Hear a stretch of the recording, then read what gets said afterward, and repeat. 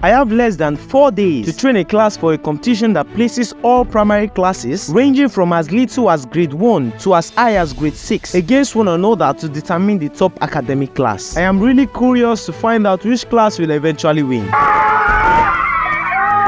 For the competition to be fair, every class is given exactly the same questions to practice with, and the teachers handling any class must do their best to make sure their class emerges at the top, and that's where I come in, because I have been assigned to teach grade 5 class, which means my class will be competing against the ultimate grade 6, the highest and the most feared class in primary school, and also the lower classes. I wonder how the lower classes are feeling right now.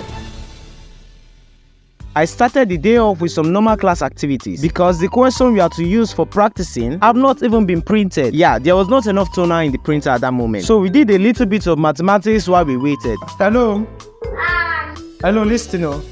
I'm going to give A and B as example. For A to number 9/10 minus 4/1/3. And when I got the news that toner is now available, I immediately went through the questions one last time before taking it for printing. I printed the copies I will be giving to all teachers, and I secretly printed extra copies for my pupils. When I got to class, I cut up the questions into smaller chunks and gave them to the pupils to study, because it won't be easy for them to learn all the questions individually within that short period of time. After motivating and hyping them up, I told them to study the questions properly at home or whenever they are free. After that, I moved on with the normal class activity for that day. When I got to school early in the morning, I decided to interview some kids to know who they think would win in the upcoming competition. Do you think you have a chance to win Basic 6 in this literary program? Yes. Why do you think so? Because it don't depend on the class you are.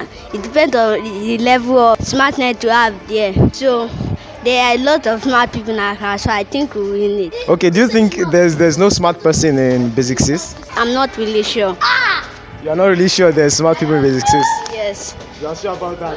Yes. Alright, thank you very, very much. Someone just said that Basic 6 does not have a lot of smart people. Is it true? No. Why do you think it's not true? Because of almost everybody is smart and intelligent. In Basic 6? Yes. And almost all of them that are in their class, they are not intelligent. What did you just say? Almost everybody in what class? In Basic 5. They are not intelligent. Yes. After all that, we all went back to our various classes, and when we got to class, I started calling each of the pupils out and asking them questions to know who actually read the competition questions. So I'm going to start with you first. What is the highest mountain in the world? Mountain Everest. What is the fastest animal in the world? Cheetah. What is the largest animal in the sea? Blue whale. How many ministers does Nigeria have? 45. In what year was the Nigerian Naira introduced? 1st January 1973. What is the saltiest sea in the world? The Dead Sea. What is the smallest planet in the world? Mercury. Huh? Mercury. Mercury, not Mercury, Mercury. What does the eagle represent in the Nigerian coat of arms? Strength. What does the black shield stand for in the Nigerian coat of arms? Nigeria Facilities Club. Nigeria fertile soil, not facility store, whatever. How many geopolitical zones is Nigeria divided into? 6 geographic zones. Huh? 6 geographic zones. Say what you said again. Say it. 6 geographic.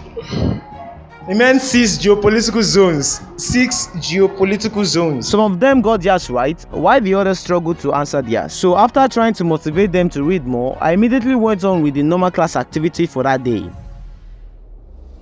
Hello class. Hello, what day is today? Today is Wednesday. Abi, when is the literary program? So we have just today to practice the literary program. Yeah, that's right. We call the competition literary program, and it happens every Thursday in this school. So do you know what we are going to do today? I'm going to call each and every question here. At least you must be able to answer that question in this class. Yes. Are you listening? Yes. So the first question here is, how many ministers does Nigeria have? If you know the answer, stand up. What is the answer? 45. Huh? 45. 45. Clap for him.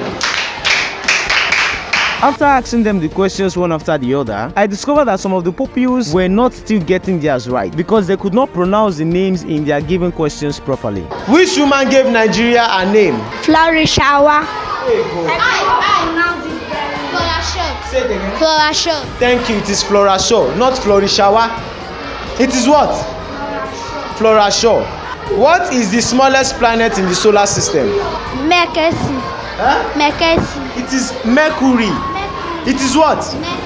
And after correcting them over and over again, they started to understand how to pronounce them better. What is the smallest planet in the solar system? Mercury. Mercury, good. Well, that is for some pupils anyway. Some easily forgot how to pronounce the names even immediately after I corrected them. Which woman gave Nigeria a name? Flora Shaw. Eh? Flora Shaw. Well, after the practice for that day, I tried encouraging them to put more effort into studying the questions before I went on with the normal class activities for that day. Please guys, a lot of effort went into making this video, so I did appreciate if you just like the video and write a comment on what you think about it. And please subscribe to the channel if you want to see more videos from me. When the class began, I immediately did revision for the pupils. After the revision, I left the pupils to revise their questions on their own for a while. And after a few more minutes, the timekeeper rang the bell announcing the commencement of the literary program. We all went outside, and after a few minutes, the program began. The quiz mistress began by asking grade 6 their own question. They got it right. Then followed by grade 5, and they also got theirs right. In fact, almost all classes got their first question right. And by the 5th question, grade 4, 5 and 6 didn't even fail any of their questions, so they had the same mark. And the rest of the classes failed 1 or 2 questions. When the round was over, grade 4, 5 and 6 still had the same mark because none of the classes failed any of their questions. So the 3 classes had to go for another round because we wanted to get the 1st, 2nd and 3rd position. And in this round, if you fail a question, you automatically lose the chance of answering the next question. So the quiz mistress began by asking grade 4. What is the name of the Secretary General of United Nations? Antonio Guterres. Antonio Guterres. They got theirs right. Then she moved over to grade 5 and they also got theirs right. Then she moved to grade 6. Nigeria Chief of Naval Staff.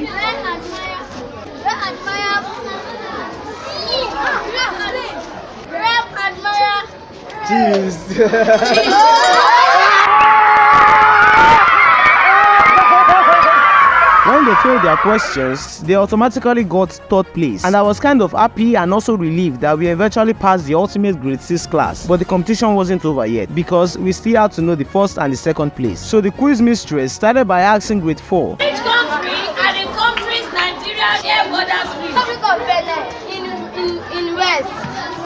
Chad and Cameroon in east. Niger in north. Nigeria. They got theirs right. And then she moved to grade 5. Who is the current chairman of the African Union? Azan Asomina. No, It's not Azan. No, it's not Azan. The name is we are waiting for you. Whatever. We are waiting. The question was, who is the current chairman of African Union? And the answer was Azali Assoumani, and the pupil said Azan Assoumani. So due to the mispronunciation of the answer, grade 5 lost to grade 4 and automatically got 2nd position. At the beginning, we were so hell-bent on passing grade 6, and yes, we did it, but a lower class overtook us as well. I wasn't really happy about this, but deep down, I knew we tried our best, and next time for sure, grade 5 will overtake every single class in primary school as far as I'm the teacher in charge.